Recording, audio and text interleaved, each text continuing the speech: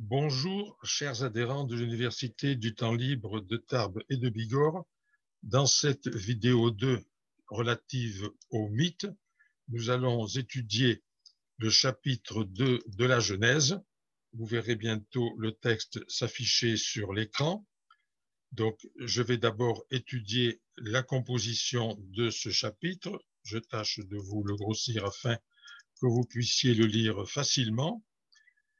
Donc, nous allons en voir la composition.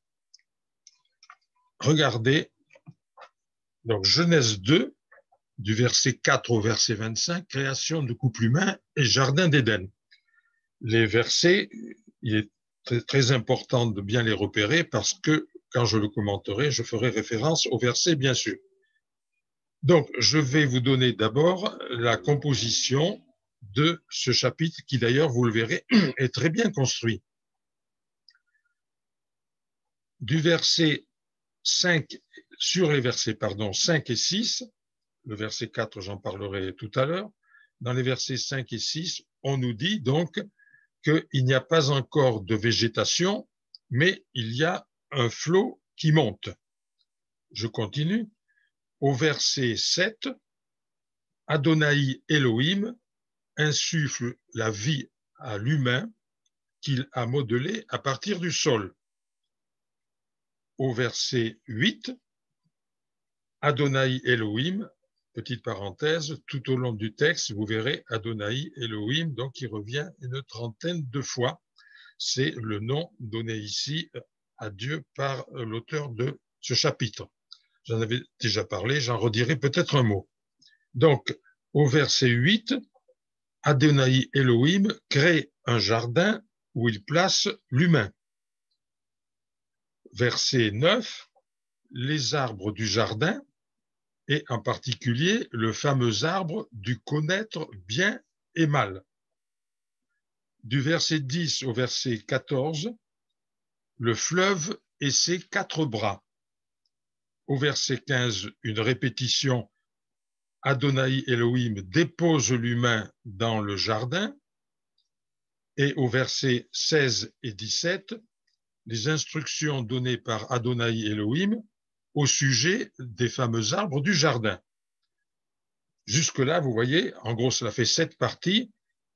On peut le regrouper sous un grand titre que nous reverrons tout à l'heure, l'humain fabriqué et placé dans un jardin. La suite du texte, donc, à partir du verset 18, nous donne la fabrication du vis-à-vis d'humain. Verset 18, Adonai Elohim décide de donner un vis-à-vis à l'humain. Verset 19, il fait un premier essai, il fabrique les animaux, sous-entendu, sans doute, afin qu'ils soient des vis-à-vis d'humains. Mais au verset 20, il constate que c'est un échec, car l'homme ne trouve pas parmi eux son vis-à-vis. Et donc, au verset 21 et 22, il fait un deuxième essai et il fabrique la femme à partir d'humains. Verset 23, c'est la réussite, humain est enthousiaste. Verset 24, l'auteur tire une conclusion et enfin, verset 25, on nous parle de la nudité positive, j'insiste sur le mot positive, du couple humain. Quelques remarques sur ce chapitre 2, donc, qui est le deuxième récit de la création. Le premier récit, nous l'avions vu à la fin du chapitre 1. Plus exactement, le chapitre 1 nous racontait toute la création de l'univers et puis du couple humain. Et ce chapitre 2 recommence, si vous voulez, avec à nouveau la création du couple humain. Donc, il est évident que ce deuxième récit, chapitre 2, est mal ajusté au premier. J'entre un peu dans les détails, même si vous n'avez pas le premier sous les yeux, ça n'a pas d'importance. À la fin du chapitre 1, on nous disait, vous le voyez d'ailleurs là, 2, 4a finalement, c'est la fin, Voilà quelle fut l'origine de la terre et des cieux. Et en se reportant au chapitre 1, versets 29 et 30, on voit bien que la terre portait végétation, puisque Dieu disait à l'humain, vous pouvez manger les végétaux et les fruits qui sont sur la face de la terre. Donc, je me résume. Au début de notre chapitre 2, il n'y a ni arbuste ni arbre. Or, tout arbuste des champs n'était pas encore dans la terre, toute herbe des champs n'avait pas encore germé, donc ni arbuste ni végétation d'une façon générale. Alors qu'à la fin du chapitre 1, on nous disait que la végétation était là. Contradiction évidente. À la fin de 1, elle est là. Au début de 2, elle n'y est pas. Nous avons donc à la suite 2 récits de la création et je voudrais en donner quelques preuves. On peut en énumérer 4. Première preuve qui nous est difficile d'apprécier, mais faisons confiance aux biblistes, elle concerne la forme ou le style. Ils ont remarqué que le chapitre 1, et vous pouvez le remarquer vous-même si vous le relisez, qui est donc la création de l'univers et puis à la fin de l'homme, c'est une sorte d'hymne sous forme d'énumération très solennelle et qui nous donne une vision grandiose de l'univers et de la Terre. Dans notre chapitre 2, ici, on a plutôt une légende ou un conte, comme vous voulez, centré sur la Terre et surtout centré sur l'humain. Et nous avons donc ainsi le début de l'histoire humaine. Donc, vous voyez, chapitre 1, le style d'un hymne, et chapitre 2, le style d'une légende. Donc, c'est le premier élément qui permet de dire qu'on a 2 chapitres totalement différents. Deuxième élément, c'est un élément de vocabulaire. Dans le chapitre 1, on avait tout le temps Elohim, Elohim, Elohim, donc les 7 jours de la création, le héros c'est Elohim. Et dans ce chapitre 2, vous le voyez, je l'ai dit tout à l'heure, on a toujours Adonai Elohim. La différence est légère, je n'y reviens pas pour le moment parce que j'ai eu l'occasion d'expliquer cela, mais il est certain que si je répète tout le temps Elohim, je ne dis pas la même chose que Adonai Elohim, bien qu'il s'agisse, si vous voulez, du même Dieu. Troisième élément qui permet de distinguer donc ces 2 récits de la création, c'est la contradiction que j'ai relevée tout à l'heure à propos de la végétation qui était déjà là à la fin du chapitre 1 et qui n'est pas là au début du chapitre 2. Quatrième et dernier élément, une autre contradiction fondamentale. Dans le chapitre 1, le mâle et la femelle humains sont créés. Dans le chapitre 2, ici, le mâle est créé en premier et la femelle est tirée de lui. Conclusion. Nous sommes évidemment devant 2 traditions différentes, mal cousues ensemble par celui qu'on peut appeler, qu'on doit appeler le rédacteur final.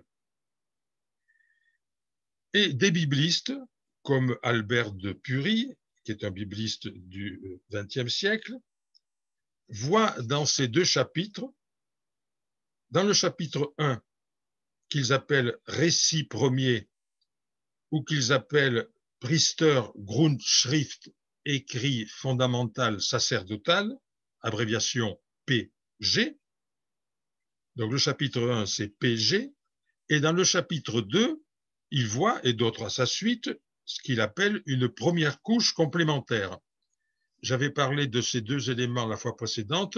Je vous invite à vous y reporter, mais très rapidement, le Priester Grundschrift, lui, il est antérieur de quelques dizaines d'années au second, à la première couche complémentaire.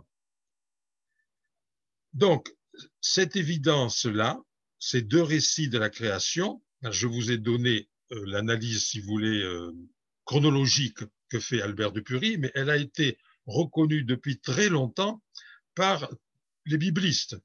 Je vous donne un exemple. La fameuse Bible de Jérusalem, qui est parue dans les années 50. Donc, ça fait pas mal de temps. Donc déjà, dans les années 50, la Bible de Jérusalem nous présente ces textes-là avec les chapeaux suivants. Pour le chapitre 1, chapeau premier récit de la création. Pour le chapitre 2, second récit de la création. Donc, vous voyez que depuis, l'analyse a été affinée, mais depuis longtemps, on avait reconnu qu'on avait affaire non pas à deux chapitres différents, mais à deux traditions différentes, plus ou moins mal assemblées ensuite. Nous allons donc maintenant passer à l'étude du texte, en suivant évidemment les versets. Donc, premièrement, ce qu'on peut appeler les eaux, c'est-à-dire les versets 5 et 6, je vous les lis. Or, tout arbuste des champs n'était pas encore dans la terre, et toute herbe des champs n'avait pas encore germé, car Adonai Elohim n'avait pas fait pleuvoir sur la terre, et d'humain il n'y en avait pas pour travailler l'humus. Mais un flot montait de la terre et abreuvait toute la face de l'humus. Donc, nous allons comparer ce que je viens de lire au mythe du Proche-Orient et, entre autres, au fameux poème de la création, qui est un texte mésopotamien que nous avions étudié l'année dernière, que l'on désigne aussi par les deux premiers mots Enuma Elish, lorsque en haut. Je vous lis le début de ce fameux poème de la création, évidemment antérieur de bien des siècles à la Genèse. Lorsque en haut le ciel n'était pas nommé, lorsque en bas la terre n'avait pas de nom. Vous voyez la ressemblance étroite avec notre texte de la Genèse ici. Il y a un autre rapprochement que l'on peut faire et que je vais vous montrer avec ceci. Donc, j'ai mis des textes non bibliques et vous voyez apparaître le premier texte, une cosmologie chaldéenne. Nous sommes toujours chez les Mésopotamiens. Je ne vais pas tout lire, mais c'est le début qui nous intéresse. La sainte maison des dieux en un lieu saint n'était pas bâtie. Le roseau n'avait pas poussé. L'arbre n'était pas créé. L'ensemble du pays était mer. Nous parlions toujours de la végétation. Voyez, donc cette cosmologie chaldéenne est très intéressante parce que nous l'avons dans une version sumérienne et dans une version babylonienne, mais ce sont les traducteurs qui l'ont appelée ainsi cosmologie chaldéenne. Donc faisons les rapprochements entre ces deux textes mésopotamiens et notre Genèse 2. Dans les deux, rien n'existe encore, ou à peu près rien. La Genèse 2 nous dit « Le jardin d'Éden n'existe pas encore ». La cosmologie chaldéenne, la maison des dieux n'existe pas encore, n'était pas bâtie. Je reviens maintenant au verset 6 que je vous lis. Je reste sur mon texte non biblique parce qu'on va le voir. Donc vous pouvez le voir vous-même sur vos textes écrits si vous les avez. Donc le verset 6 de la Genèse, un flot montait de la terre et abreuvait toute la face de l'humus. Quel est donc ce fameux flot? Premier rapprochement toujours avec les textes du Proche-Orient, il est à faire évidemment avec à nouveau le poème de la création que vous avez là, texte 2, dont le héros est le dieu Marduk. Vous voyez, ce sont les versets ou les lignes 47 à 56. Donc, je lis le texte en entier. Marduk recueillit la bave de Tiamat et en créa la neige et le gel. Il condensa les nuages et en fit arroser la terre. À lui-même, il assigna et dévolut à sa main de lancer les vents, de faire pleuvoir, qu'il fit froid, de faire fumer le brouillard, d'étaler la salive de Tiamat. Il disposa sa tête, entassa dessus une montagne, des sources y furent ouvertes, l'eau vive s'en écoula. Dans ses yeux, il ouvrit l'Euphrate et le Tigre, ses narines furent bouchées, il les réserva pour les crues. Très rapidement, cette Tiamat, c'est une déesse primitive des Mésopotamiens qui représente l'eau salée ou la mer. Et donc, sans entrer dans le détail de la légende, il suffit de se souvenir que Marduk, qui est le grand dieu à un certain moment, a tué Tiamat parce qu'elle s'opposait à lui, et vous voyez qu'il en utilise les différents organes, si l'on peut dire, pour faire sa création en détail. J'ai souligné les organes, baffe, tête, les yeux et les narines. Donc, avec la bave, vous voyez qu'il fait la neige, le gel, les nuages, la pluie, le brouillard.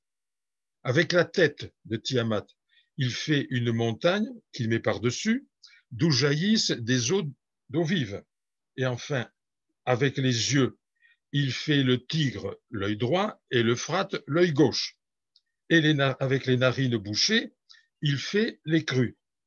Bref, nous avons là tous les éléments qui permettent, liquides en particulier, qui permettront évidemment la naissance de l'agriculture. Je reviens maintenant au texte 1, toujours pour comparer cela aux Mésopotamiens, notre cosmologie chaldéenne. Je lis, l'ensemble des pays était mer, la source du milieu de la mer était un tuyau jaillissant. Vous voyez la ligne 4 qui est la plus intéressante. La source du milieu de la mer était un tuyau jaillissant. Les assyriologues sont très embarrassés pour expliquer ce fameux tuyau jaillissant. Donc, soyons embarrassés avec eux. Mais ce qui est intéressant, c'est de comparer l'expression, donc la source du milieu de la mer était un tuyau jaillissant, avec la Genèse, un flot monté de la terre et abreuvé toute la face de la terre. Nous allons passer maintenant à la fabrication de l'humain avec à partir du verset 7. Je pense que voilà, il faut que j'affiche ceci pour que vous voyez bien certains mots hébreux que je vais employer. Donc, au verset 7, on nous dit que Adonai Elohim insuffle la vie à l'humain qu'il a modelé à partir du sol. Insuffle la vie à l'humain qu'il a modelé à partir du sol. Tous les termes sont très importants. Si on prend la traduction encore plus littérale, Adonai Elohim modela l'humain en hébreu, ha-adam, virgule, poussière de ha-adama, sol, terre. Je vous ai affiché cela. Donc, il modela l'humain, ha-adam, poussière de ha-adama, sol, terre. Commentons cela rapidement. Nous avons l'article hébreu ha, qui marque qu'il s'agit de l'humain, de l'homme primordial. On en avait déjà un petit peu parlé, non pas le premier individu, mais l'humain primordial. Et il y a un jeu de mots évident sur Adam, l'humain, et Adama. Vous voyez déjà la distinction entre les brèves et les longues. Donc, je dis bien, à la suite des biblistes, un jeu de mots entre humain et puis le sol, la terre. Pour montrer ce jeu de mots, l'auteur de notre traduction a traduit donc le ha-adama, le sol, la terre, par humus. Et en effet, si vous lisez ces quelques versets, vous verrez qu'il y a 4 occurrences de humain, humus, humain, humus. Il est certain que l'auteur de ce texte a voulu insister sur la relation étroite qu'il établit entre humain et humus. Encore que, et c'est capital, l'étymologie des deux, contrairement à ce qu'on a parfois prétendu, de Adam, Adam et Adama, soit différente. Autrement dit, nous n'avons pas la même racine. Mais cela, l'auteur en était peut-être conscient, mais ce qui est intéressant, lui, il a voulu faire le lien entre les deux. Autrement dit, il y a une conséquence implicite à tirer du fait que humain est tiré de humus, pour reprendre la traduction de Vénin. Et cette conséquence implicite, elle est explicitée, si vous voulez, dans le chapitre 3 de la Genèse que nous étudierons, verset 19. Je lis, Adonai Elohim dit à humain, poussière tu es, et à poussière retournera. Nous avons vu que Adama, sol, terre ou poussière, c'est la même chose. Donc, on nous suggère ici, et nous arrivons à un élément capital de ce chapitre, très fortement, on nous suggère la destinée mortelle d'homme, d'humain, ainsi d'ailleurs que celle de tous les êtres vivants. En ce qui nous concerne, c'est secondaire. Je passe au commentaire du mot suivant, des lignes suivantes. Il souffla dans ses narines une haleine de vie et l'humain devint un être vivant. De nouveau, comparons avec les textes donc proches orientaux et entre autres avec la Mésopotamie. Pour ce qui est de la Mésopotamie, je vous rappelle très rapidement que chez eux, humain était fabriqué à partir de l'argile et du sang d'un dieu.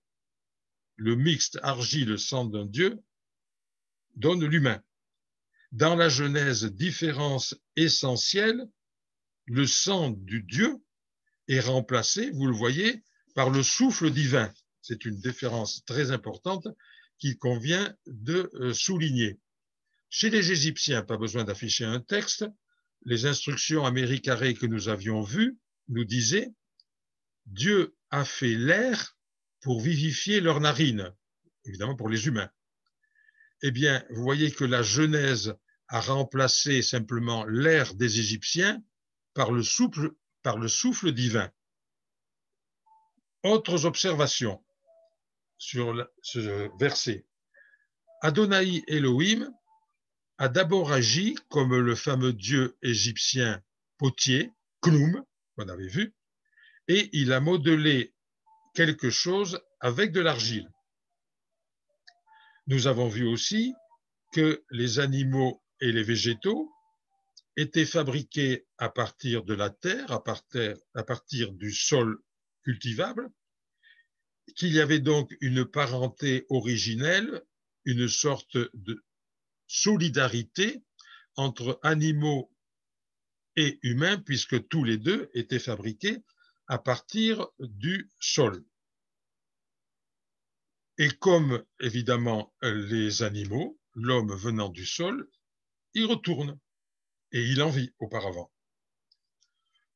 Au stade du récit où nous en sommes, donc l'homme est un être de nature, on peut l'appeler ainsi, c'est capital, je crois, être de nature, fabriqué de la façon dont on vient de voir.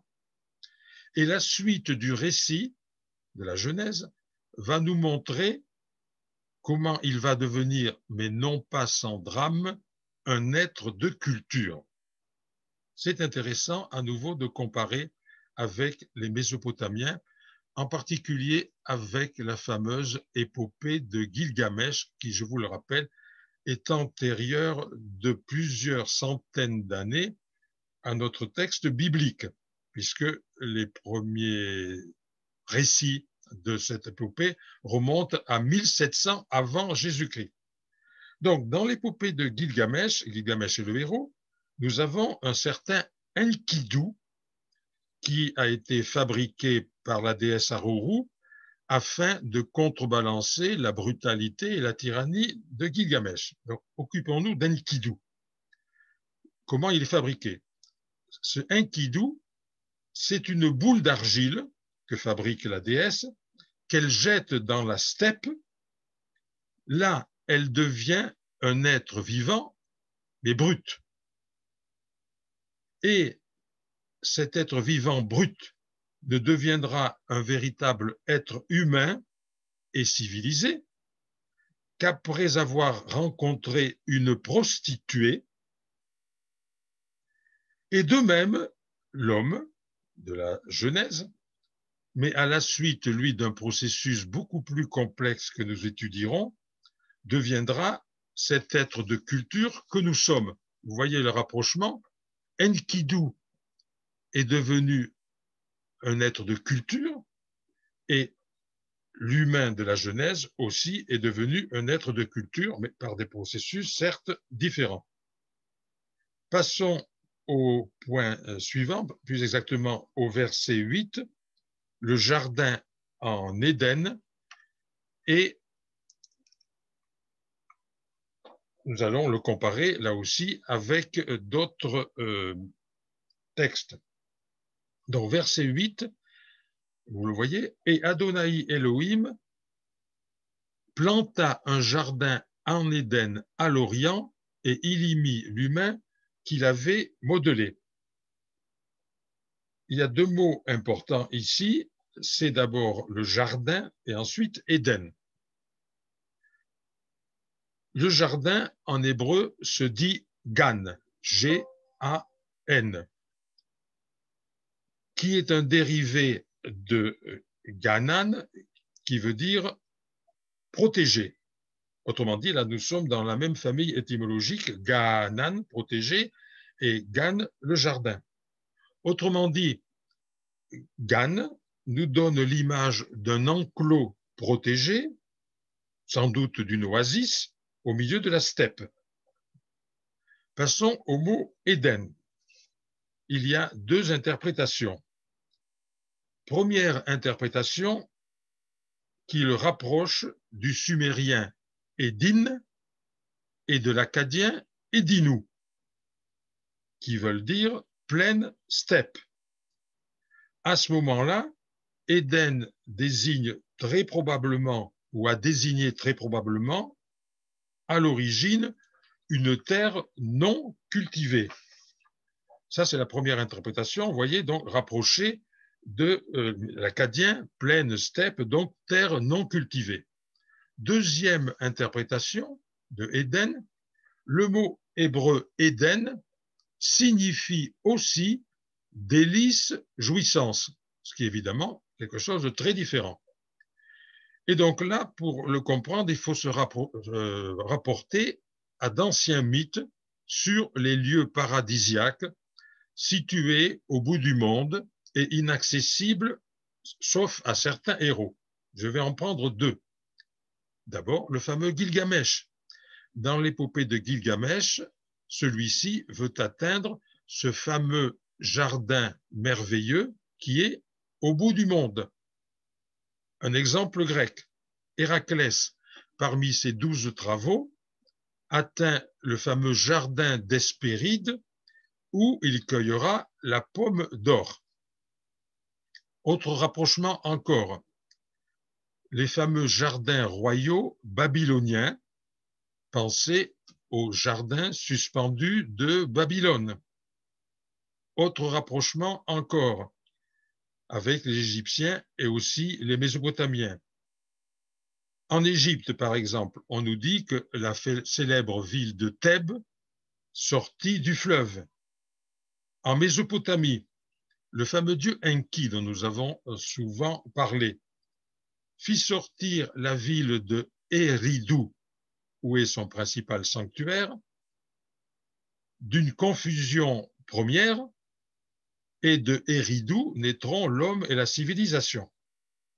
Eh bien, on peut dire que le jardin en Éden tient une place analogue à celle de Thèbes chez les Égyptiens et d'Eridu chez les Mésopotamiens. Vous voyez que les rapprochements sont nombreux. Je reviens à Jardin Éden. On peut donc dire le jardin d'Éden ou le jardin en Éden, avec, vous avez vu, les deux interprétations de Éden, soit une steppe autrefois, soit un lieu de délice. Je passe maintenant au verset 10 à 14, le fleuve et ses 4 bras. Je lis le passage. Et un fleuve sortait d'Éden pour abreuver le jardin, et de là se séparait et devenait 4 têtes. Le nom de l'une est Pichon, c'est lui qui entoure la terre de la Kawila où est l'or, et l'or de cette terre est bien, là sont le bdellium et la pierre d'onyx. Et le nom du deuxième fleuve est Gikon, c'est lui qui entoure toute la terre de Couche.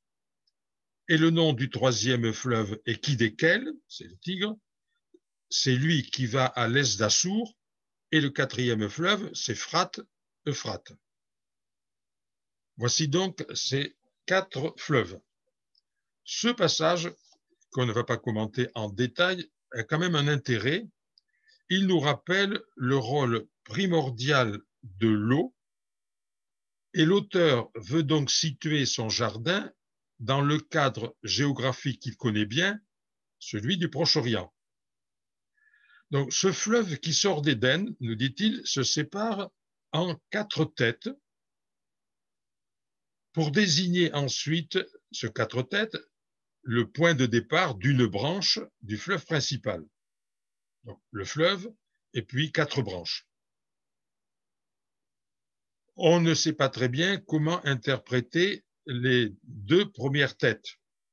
Pichon, semble-t-il, coule autour de l'Arabie parce qu'elle était considérée comme riche en or et en pierres précieuses, pensez à bdellium et onyx. Gikon, le second, on nous dit qu'il entoure la terre de Couche. Alors la terre de Couche est bien connue par les Égyptiens. C'est le pays qui, au sud de l'Égypte actuelle, désigne l'Éthiopie. Pensez par exemple à une dynastie de pharaons qui était les Couchites. Les choses sont plus claires avec les 2 derniers, Kidekel, c'est le nom usuel du Tigre, et Euphrate, c'est le nom de l'Euphrate. Cela ne fait pas de problème. Un rapport avec l'Odyssée intéressant. Odyssée, chant 7, vers 70. Nous sommes chez la déesse Calypso, chez laquelle d'ailleurs Ulysse passera 9 années, nous en reparlerons à l'occasion. Donc, la déesse Calypso vit dans une grotte bien aménagée, et là, il y a, nous dit l'Odyssée, 4 sources. Dans cette grotte qui est tapissée de vignes, et donc ces 4 sources, on est tenté de dire à raison qu'elles représentent les 4 points cardinaux. Mais enfin, le rapprochement est intéressant. La grotte de Calypso, ces 4 sources, points cardinaux ou pas, et puis nos 4 têtes de fleuve ici. Je continue avec le verset 15. Et Adonai Elohim ordonna à l'humain, ordonna à l'humain en disant: de tous les arbres du jardin, manger, tu mangeras, mais de l'arbre de connaître bien et mal, tu n'en mangeras pas, car au jour où tu en mangeras, mourir, tu mourras. Cela nous demandera un commentaire assez long, mais je peux vous en dire déjà quelques mots. Donc, il y a là 2 arbres, on voit bien, il y a un arbre de vie et un arbre de connaître bien et mal. Arrêtons-nous là pour aujourd'hui, sinon je serai obligé d'entrer dans beaucoup de détails et je dépasserai le temps imparti. Je vous remercie de votre attention.